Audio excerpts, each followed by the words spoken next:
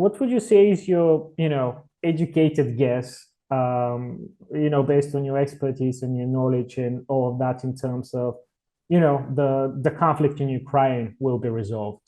What do you think ultimately will happen? What do you expect to happen? Well, I don't know what I expect to happen. Mhm.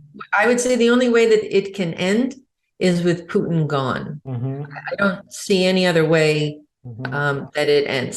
Now, maybe that is because there is an overwhelming military offensive on the part of Ukraine to finally push Russia all the way out, which I think then ultimately would lead to the downfall of Putin, or maybe internally.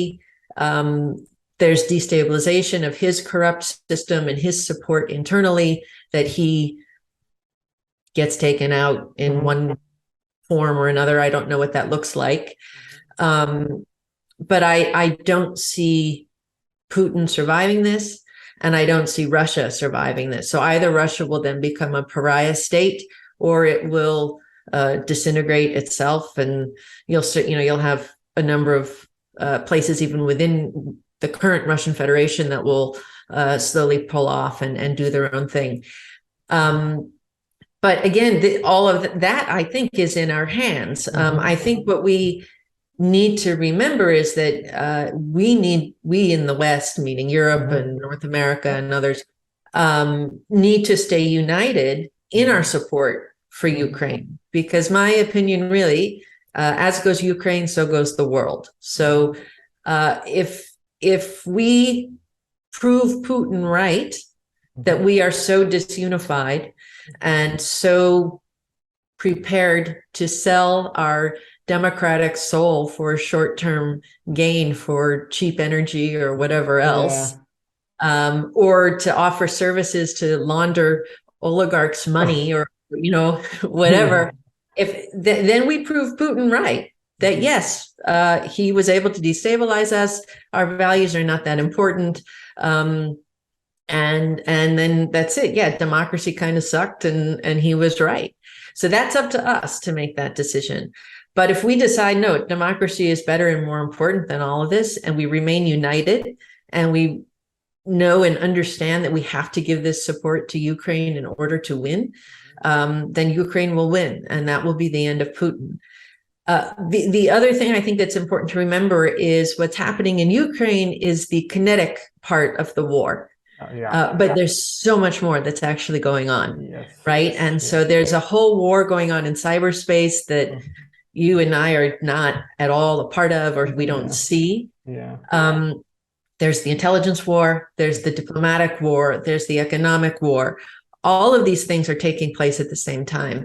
And it's global, right? Because you look now at Iran Yeah. offering drones to Russia, Mhm. all of Europe making deals as to who's going to give up what kind of military equipment to Mhm. give to Ukraine, Mhm. China buying its way, Wagner moving into Africa to try to buy goodwill in Africa and get access to the mines there in order to keep the economy in Russia running.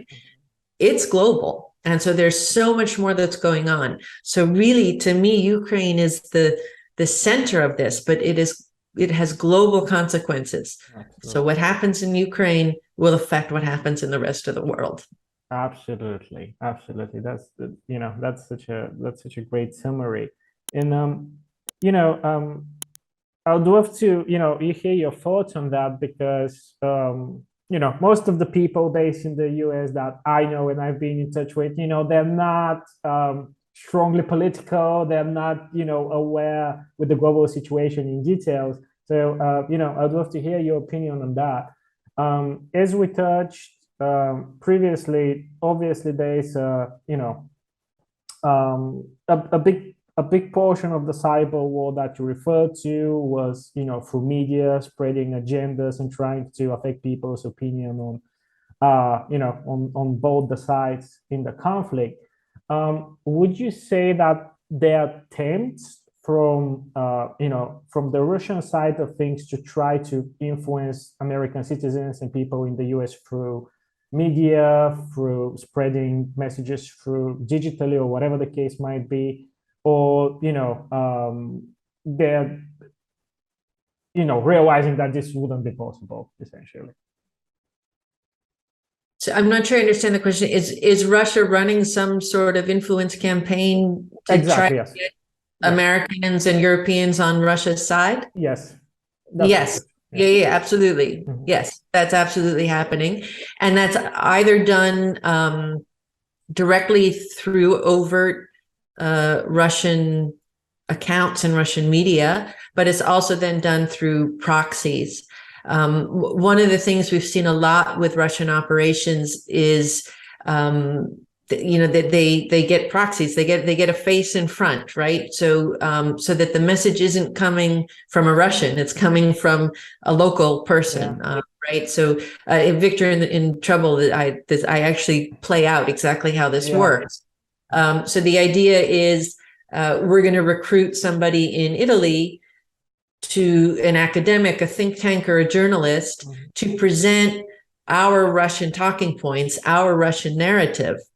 But now it's coming from an Italian journalist, or it's coming from an Italian academic, or you look at the Qatar thing, it's coming from a European parliamentarian.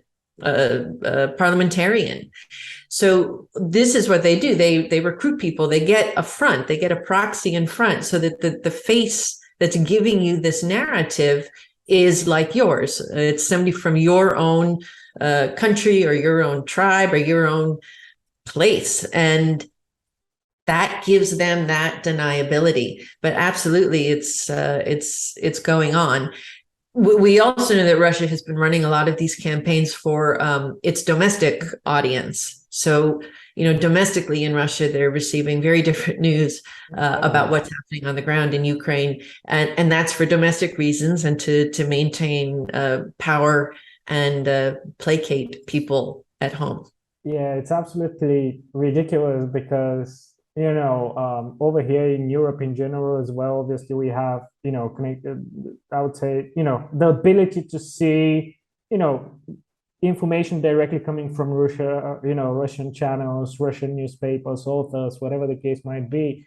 And at some point, it's very easy to directly, put both the sides side to side and see the discrepancy between them, which is, I think, just, it's just an indication about the whole malfunction in the information system there.